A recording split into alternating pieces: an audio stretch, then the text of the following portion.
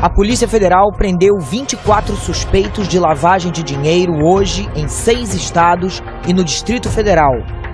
Em 3 anos, essa quadrilha teria movimentado 10 bilhões de reais. A prisão do ex-diretor de refino e abastecimento da Petrobras faz parte da Operação Lava Jato, deflagrada na última segunda-feira. Estão detidos os presidentes da construtora Odebrecht, Marcelo Odebrecht, e da Andrade Gutierrez, Otávio Marques de Azevedo. Não tenho nenhuma dúvida de que a opinião pública tem se posicionado majoritariamente a favor dos trabalhos que têm sido feitos e ela tem sido fundamental. O pecuarista foi escoltado pelo agente Newton Ishii, o japonês da Federal. Condenado a 4 anos e 2 meses de prisão por facilitação de contrabando, o policial chegou a ficar afastado de suas funções, mas já voltou a trabalhar nas ruas com tornozeleira eletrônica. Bom, quem é Deltan? Sou membro da Igreja Batista do Bacaxiri. Eu sou um cidadão da República de Curitiba. Fui líder de célula por muito tempo lá. Passamos então a montar uma espécie aqui de quebra-cabeças, um grande quebra-cabeça. Temos aqui provas cabais de que Lula é efetivo proprietário no papel do apartamento. O que nós estamos trabalhando com os mesmos fatos, que é compra de apoio político partidário para a sustentação do governo federal. A gente tem ali aquele cartaz, contra a corrupção. Muita gente carregando ali, Lula assassino. Se aglomerando em frente à Fiesp, que tem pato na frente, o pato que é símbolo da campanha contra o pagamento de impostos, em especial a CPMF.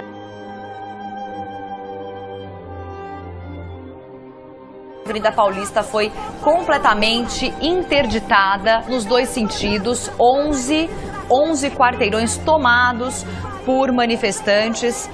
O ex-presidente Lula já está com o microfone na mão, se prepara para começar o discurso dele. As imagens aéreas da Avenida Paulista está lotada neste momento, tem bastante gente, um número ainda não confirmado de pessoas, porém 11 quarteirões tomados neste momento.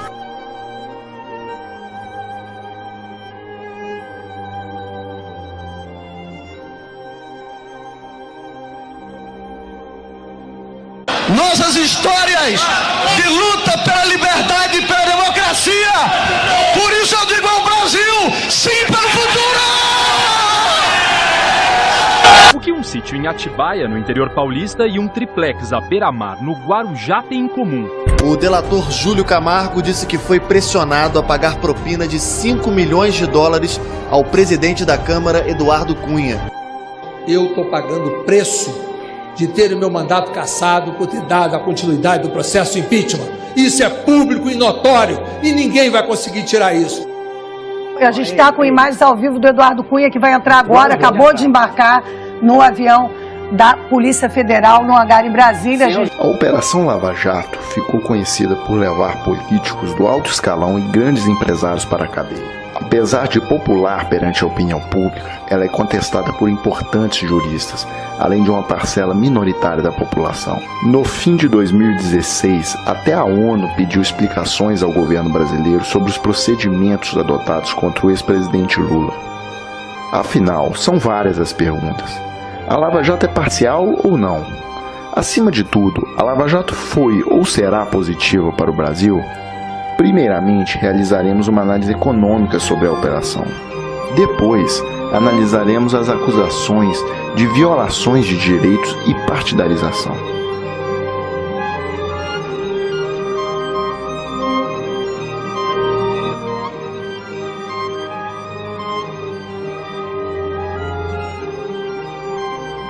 De 2004 a 2013, o Brasil apresentou altas taxas de crescimento econômico.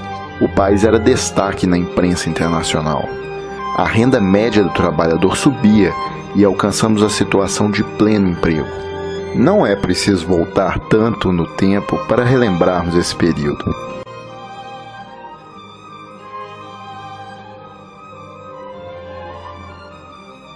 O Brasil fechou 2014 com a menor taxa de desemprego já registrada, 4,8%. Os dados são do IBGE.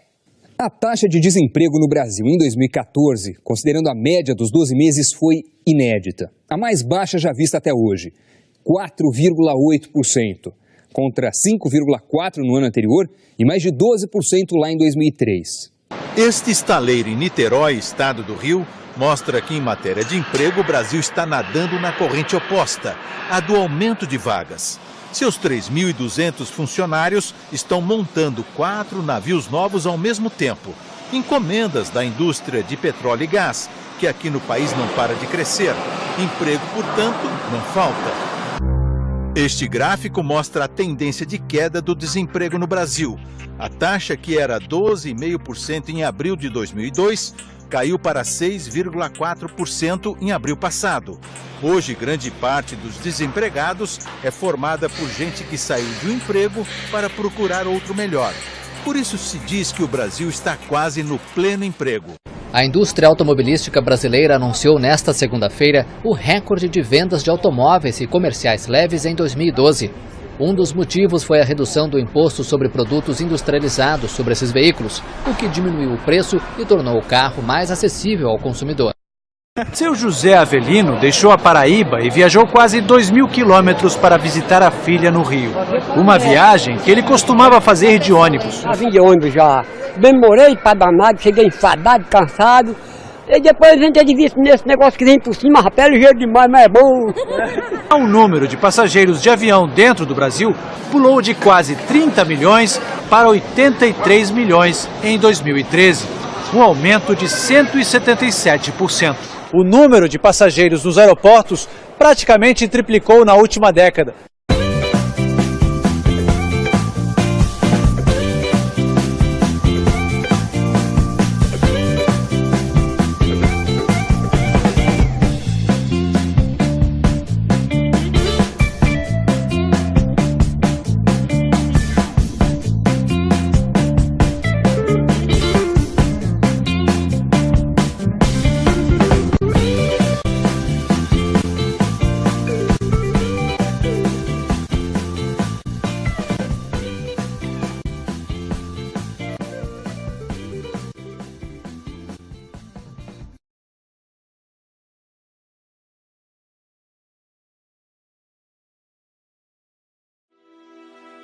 O estaleiro Enseada do Paraguaçu, que está sendo construído em Maragogipe, no Recôncavo, vai ter as obras suspensas no sábado. Segundo a Enseada Indústria Naval, responsável pelo empreendimento, o motivo é a falta de recursos financeiros. Os 4.000 operários que trabalhavam na obra já vêm sendo demitidos desde o ano passado. O estaleiro está com mais de 80% das obras concluídas. O custo está orçado em 2 bilhões e 600 milhões de reais. O empreendimento entrou em declínio depois do início da Operação Lava Jato, que investiga denúncias de corrupção na Petrobras. 3 empreiteiras que participam da obra estão sendo investigadas.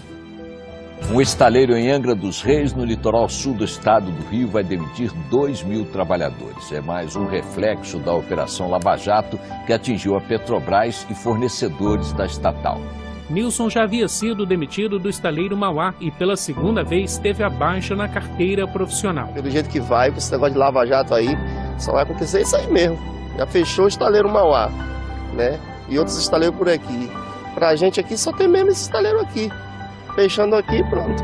Um dos piores reflexos da crise econômica é o desemprego. E os números divulgados agora de manhã mostram que quem procura trabalho está cada vez com mais dificuldade de comprar uma vaga. O desemprego subiu para 11,3% no segundo trimestre deste ano. Para entender o que aconteceu com o Brasil, é importante saber que as grandes empresas funcionam à base de crédito. Mesmo empresas lucrativas, como as grandes empreiteiras brasileiras, precisam de empréstimos para rolarem suas dívidas. Ao serem relacionadas a operações policiais como a Lava Jato, as empresas perdem o acesso ao crédito. Assim, são sufocadas até falirem ou pedirem recuperação judicial. Não deixa de ser curioso o fato de que essas empreiteiras serão substituídas por empresas chinesas, tão ou mais corruptas que elas. Na realidade, esse processo já vem acontecendo. Vamos analisar o caso mais emblemático, que é o da Odebrecht. Essa empresa era muito mais que uma construtora nacional. A Odebrecht tinha uma divisão agroindustrial, referência nas tecnologias mais avançadas de produção de etanol e biodiesel. A Odebrecht era dona da Braskem, que é o ativo mais valioso da indústria química brasileira. A Odebrecht tinha um braço militar, que produzia equipamentos bélicos com tecnologia 100% nacional. Ela era responsável pela construção do submarino nuclear brasileiro, projeto que foi suspenso após o início da Operação Lava Jato.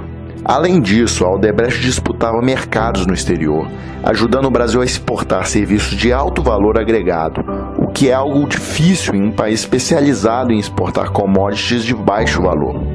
Por exemplo, em 2001, a Odebrecht construiu o novo terminal do aeroporto de Miami. O espaço conquistado por ela na África e na América Latina tem sido tomado por empresas chinesas, gerando emprego e renda por lá, não aqui. Tudo o que foi dito sobre a Odebrecht vale para as outras empreiteiras brasileiras destruídas pela Lava Jato, como a Andrade Gutierrez, a Engevix, a UTC e a Mendes Júnior. Mas afinal, se praticaram atos de corrupção, haveria outra solução para as empresas que não fosse a punição e a falência? Sim, haveria. Nos Estados Unidos e na Europa existe uma diferenciação entre a empresa e o dirigente que cometeu a corrupção. Isso ocorre por uma razão óbvia. A pessoa jurídica não tem desejo ou vontade própria. Ela é uma organização que desenvolve tecnologias, cria riquezas, paga impostos e ajuda o país. O dirigente, sim, deve ser punido pelas autoridades caso tenha praticado a corrupção. Foi assim que os Estados Unidos fizeram com a construtora Halliburton, condenada a pagar uma multa irrisória em um caso de corrupção. O mesmo aconteceu com a fabricante de equipamentos militares Lockheed Martin. O modelo americano é cirúrgico, exige planos de boas práticas e compliance e tenta punir desvios sem afetar o corpo e o conjunto da companhia.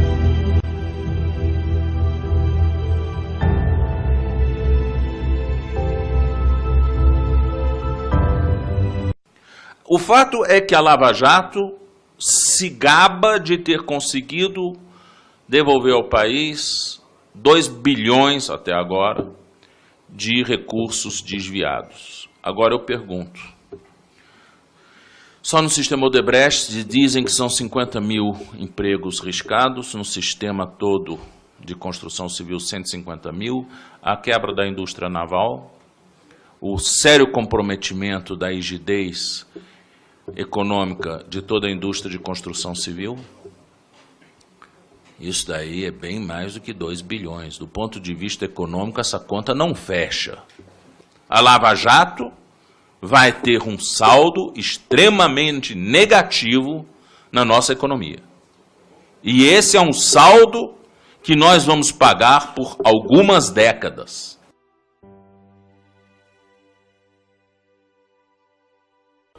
Esse gráfico foi produzido pelo jornal Folha de São Paulo.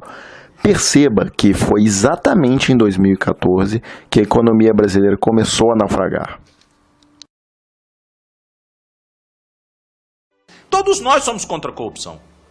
Todos nós. Mas nós não queremos destruir um país por causa de uma causa. Nós não queremos simplesmente jogar o bebê fora com a água suja do banho. Muitas vezes a Lava Jato me parece aquela atitude de você querer desbaratear, matar as baratas da casa com lança-chamas e botar fogo na casa. Então não é razoável hoje, por exemplo, que um procurador da República recém-concursado ganhe quase 30 mil reais, bruto, e líquido quase 24 mil reais. Enquanto você tem um general 4 estrelas recebendo 14 mil reais bruto, você tem um professor titular de universidade em fim de carreira recebendo 12 mil reais brutos. Isso sobe a cabeça de qualquer um. Isso sobe a cabeça. E as pessoas perdem um senso de realidade. Acham que o mundo é assim. Eles ficam numa aporia com o mundo externo, vamos dizer, uma visão endógena do mundo, que não estão sabendo o que está acontecendo.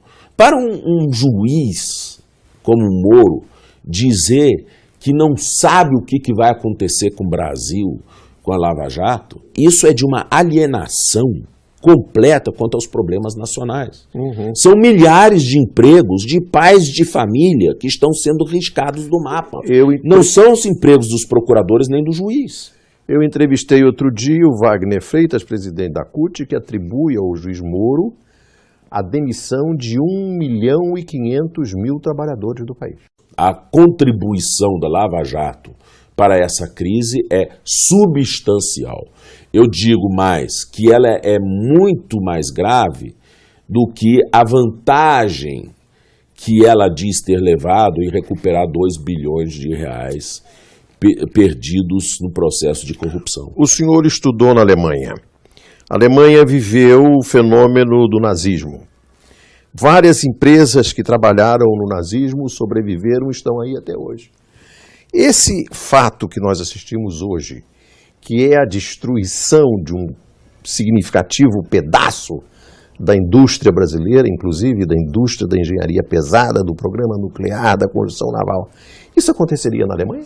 Os americanos, claro que tiveram, vamos dizer, umas iniciativas aí de quebrar as pernas de algumas indústrias muito poderosas, como por exemplo a IG Farben, né, que era o maior empreendimento químico da Europa. Né? E que produzia aqueles gases que eram lançados... o Ciclone B que foi usado para as câmaras de gás. As câmaras de gás. O IG Farben foi quebrado em 4 grandes empresas. Foi a Höchst, foi a Bayer, foi a BASF e foi a Henkel. Né? O quê? Essas 4 empresas... Estão todas aí? Estão todas aí, era o IG Farben. Hoje você tem essas 4 empresas irmãs que eram do IG Farben. Então até hoje são grandes empresas alemãs. Produzindo os remédios que nós tomamos. Produzindo os remédios que nós estamos tomando.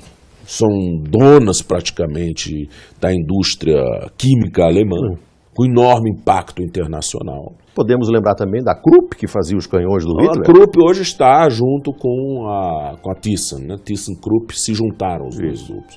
Então tem algumas coisas na Alemanha, né, que são muito curiosas. Mas o princípio que eu queria saber... E aí é o seguinte, o regime nazista e o regime pós-nazista procuraram preservar os empregos dos trabalhadores alemães. Com certeza. É esse o meu ponto.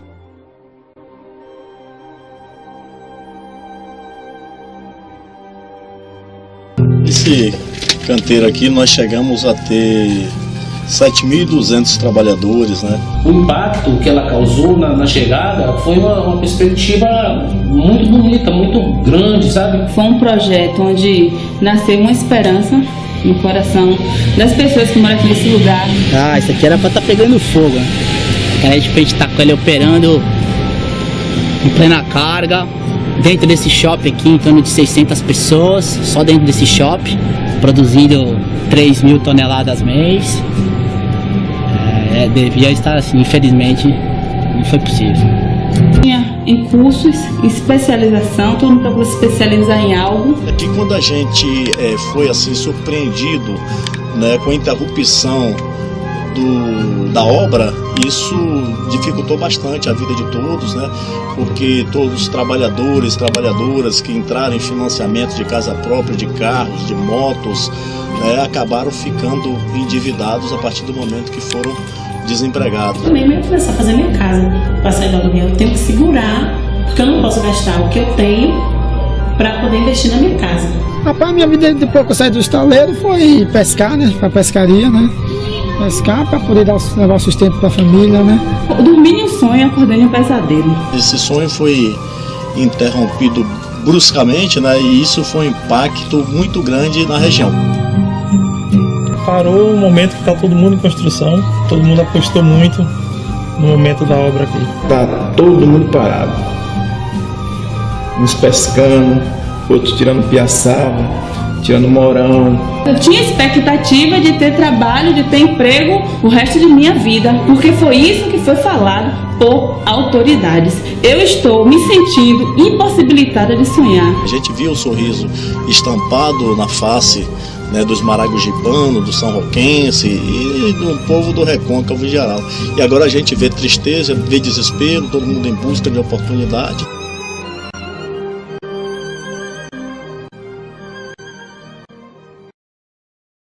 Veja bem, isso que eu falei tem mais a ver com o desfecho da situação, não com o começo. O começo foi brilhante.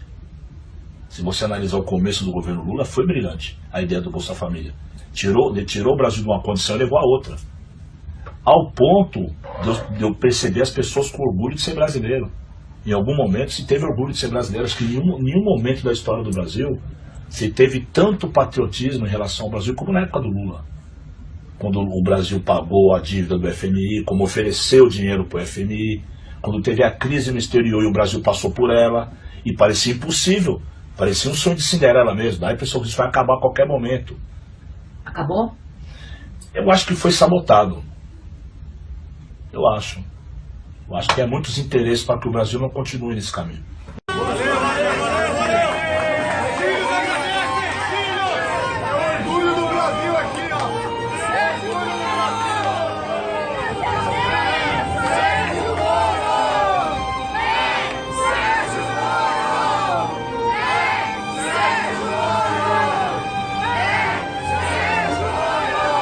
Mas eu vou dedicar essa música hoje ao Sérgio Moro, juiz, que está aqui assistindo,